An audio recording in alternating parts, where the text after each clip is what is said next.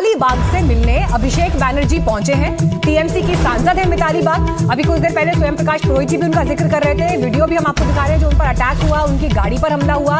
हुगली में मिताली की गाड़ी पर हमला हुआ था और उनसे मिलने के लिए अभिषेक बैनर्जी पहुंचे हैं और ये उसी मीटिंग की तस्वीर है। चुनाव प्रचार आज शाम 5 बजे खत्म होना है, 29 को वोटिंग है, लेकिन उससे पहले मिताली की गाड़ी पर जिस तरह से हमला हुआ, बड़े सवाल इस वक्त पश्चिम बंगाल की परिस्थिति पर उठते हैं। चुनाव से ऐन पहले नेताओं का इस तरह से टारगेट होना, हिंसा का शिकार होना, ये इस वक्त एक बिग पिक्चर है जो निकल कर आ रही है। मैं स्वयं प्रकाश पुरोहित जी आपके पास आऊंगी, लेकिन पहले निखिल प्रसून जी से मैं जवाब ले लेती हूँ इस पर। निखिल प्रसून जी, देखिए 79 बम मिल रहे हैं कहीं पर, लेकिन मिताली बाग की गाड़ी पर जो हमला हुआ, जिस स्थिति में वो दिखाई दे रही हैं, अपनी परेशानी पूरी बता रही हैं, पुलिस के पास मामला रिपोर्ट हुआ है, उन सबके बीच अभिषेक बैनर्जी उनसे मिलने गए हैं। सर, ये मैसेज जनता के बीच जाते हैं, ये तस्वीरें जनता को प्रभावित करती हैं, इस बात से इनकार नहीं किया जा सकता।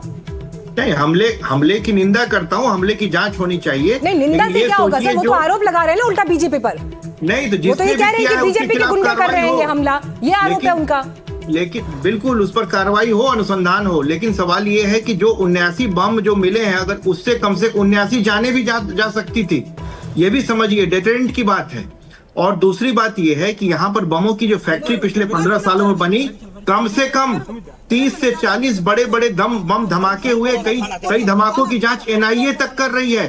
तो यहाँ के समाज में जो हिंसा को पूरी तरह एक तरह से उसका मेन स्ट्रीमिंग कर दिया गया है, जिसमें कि बमों की फैक्ट्रियां, उसी का प्रतिफलन है ये।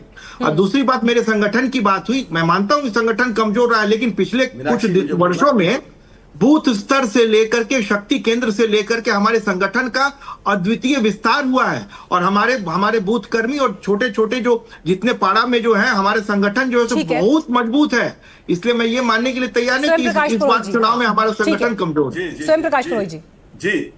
जी मीनाक्षी जी, देखिए जिस तरह से चुने हुए प्रतिनिधियों के ऊपर में जिस तरह से आक्रमण किया जा रहा है, ये अपने आप में लोकतंत्र पर एक सवाल या निशान खड़ा करता है कि अगर एक सांसद के ऊपर में ऐसा हमला हो रहा है। देखिए, लॉ एंड ऑर्डर अगर आज ये भाजपा का होता, अगर मिताली बाग की जगह में भारतीय जनता पार्टी के कोई सांसद होते, मंत्री होते, और आप सारा का सारा सवाल ममता बनर्जी पर कर देती। ये लॉ एंड ऑर्डर को जो मेंटेन कर रहे हैं, उन्होंने जब गृह मंत्री ये बयान देते हैं, उनको ताकत कहां से मिल रही है? ताकत मिल रही है जो गृह मंत्रालय यहाँ करके बैठ गया है और पूरा सेट कर लिया है, और सुबह से झूठे बांग्लादेश के लुंगी पहन करके मारने के वीडियो देखे जाते हैं, और हिंदू मुसलमान सुबह से लेकर रात तक ये वीडियो घर घर में पहुंचाया जाता है कि ये देखो हिंसा को लेकर अब तस्वीर वही है। टीएमसी बीजेपी पर आरोप लगा रही है, बीजेपी टीएमसी पर आरोप लगा रही है, लेकिन फैसला तो जनता की अदालत में होना है। बैरकपुर से हमारे सहयोगी प्रभाकर ने एक रिपोर्ट भेजी है, क्योंकि वहां पर जिस तरह से हिंसा की घटनाएं सामने आई, आपको एग्जैक्ट ग्राउंड से दिखाते हैं क्या हुआ।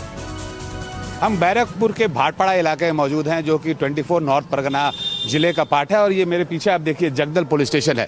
यहीं पे कल जो है टीएमसी वर्कर्स और बीजेपी के वर्कर्स के बीच में झड़प हुई थी, जिसमें कि अर्जुन सिंह, जो कि पूर्व सांसद हैं और अभी नवापाड़ा से वो चुनाव भी लड़ रहे हैं, उनके बेटे जो हैं वो भी यहाँ से कैंडिडेट हैं, भाटपाड़ा से कैंडिडेट हैं, उनके ऊपर हमला किया गया था टीएमसी वर्कर्स के द्वारा। यहाँ पर काफ़ी तेज़ झड़प हुई थी। यही वो जगह है जहाँ पर कि वो पहली झड़प हुई थी, और उसके बाद ये झड़प जो है फिर आगे जाके उनके घर के ऊपर हमला किया गया, बम से हमला किया गया, गोली चली उनके घर के ऊपर में, जिसमें एक सीआईएसएफ जवान के पैर में भी गोली लगी। अर्जुन सिंह जो है उनके ऊपर पूर्व में भी हमला हुआ है, और ये जो पूरा इलाका है ये बहुत ही सेंसिटिव माना जाता है। खासकर जो टीएमसी और बीजेपी का यहाँ पर चुनावी जो इतिहास रहा है, वो आपस में हिंसक झड़प का इतिहास रहा है, और उसमें कुछ लोगों की जानें भी गई हैं पूर्व में। ये बताइए कल क्या घटना हुआ था, संक्षिप्त शॉर्ट में बताइएगा, और उसके बाद इसके पहले भी बहुत बार इस तरह का हुआ है। भाटपाड़ा जगतदल ऐसी जगह है, यहाँ पर वोट आने के पहले बम नहीं चलेगा तो नहीं होगा। तो हम अब बोल सकते हैं, कल यहाँ पर जगतदल का जो पार्टी है, बीजेपी का पार्टी, राजेश कुमार जी, उन्हीं वो एफआईआर करने के लिए आया ममता बनर्जी के खिलाफ। क्या कुछ दिन पहले ममता बनर्जी आए थे, उसके खिलाफ एनफ सनफ बोल गए, तो एफआईआर करने के लिए गया। जब आया यहाँ पर 10 बजे टाइम दिया था जगतदल थाना का आईसी, जब आया यहाँ पर देखा है जो वहाँ पर तृणमूल बहुत सारे लोग खड़ा है वहाँ। चलिए, ग्राउंड से रिपोर्ट आपने देखी। केतन जायसवाल, सीधे आपका रुख कर रही हूँ यहाँ पर। देखिए, अब दोनों तरफ से आरोप हैं। चलिए, केतन अभी हमारे साथ है नहीं। सतीश के सिंह जी, आपसे सर ये सवाल, आरोप तो दोनों पक्ष एक दूसरे पर लगा रहे हैं, लेकिन फिर तस्वीर भी क्लियर है सर, फाइट इन दोनों के बीच ही है। और जो सवाल मैं संगठन की शक्ति को लेकर पूछ रही थी, बीजेपी की टॉप लीडरशिप जिस तरह से जमीन पर दिखाई दे रही है, ऐसा लग रहा है कि उनके सामने ममता बनर्जी फाइट में खड़ी तो हैं, लेकिन 2021 के मुकाबले सर क्या बदला हुआ आपको इस बार की कैंपेनिंग में दिखाई देता है?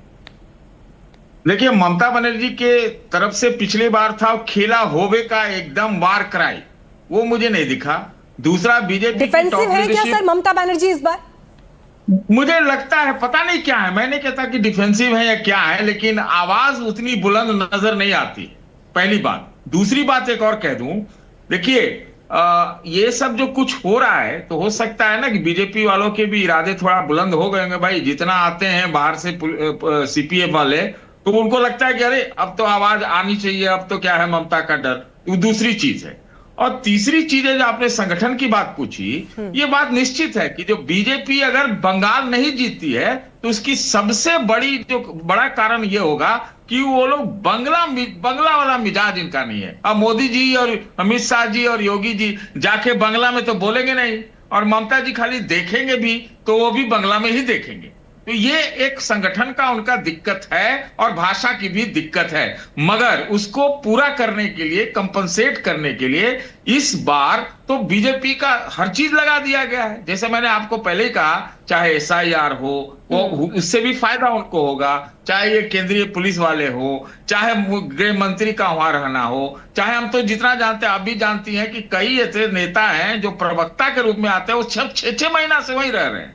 तो ये बात तो है। और भी अगर राहुल गांधी जैसे लोग ये बोल देते हैं कि भाई ये तो ममता जाना चाहिए, तो ये इससे भी फायदा होता है। दिल्ली में भी एक ऐसा हुआ था। हालांकि मैं एक टिप्पणी जरूर करना चाहता हूं, राहुल गांधी ने यह भी कहा कि आज तक ममता बनर्जी पर तो कोई मुकदमा हुआ नहीं, उनके खिलाफ 36 हो गए या 56 हो गए। आप समझिए राजनीति कैसे हो रही है, सब एक ही चट्टे बट्टे हैं। आज तो हमको तो लगता था कि बताया, हम आपको बता रहे हैं। हाँ, मैं केतन जी से जवाब लेती हूँ, उसमें बहुत समय की कमी है, 30 सेकंड में जवाब दीजिएगा। केतन जी, जो बात सतीश के सिंह जी ने बोली है यहाँ पर, राहुल गांधी चुनाव से ऐन पहले जिस तरह से पश्चिम बंगाल में टीएमसी की सत्ता के लिए, बीजेपी के लिए बात करते हैं, वीडियो वायरल होता है, लेकिन सवाल वही है कि कैसे फिर इंडिया अलायंस के मंच पर आप साथ खड़े होंगे जब चुनाव से ऐन पहले ममता बनर्जी जी के खिलाफ उनका स्टेटमेंट इस तरह से आता है? तो देखिए,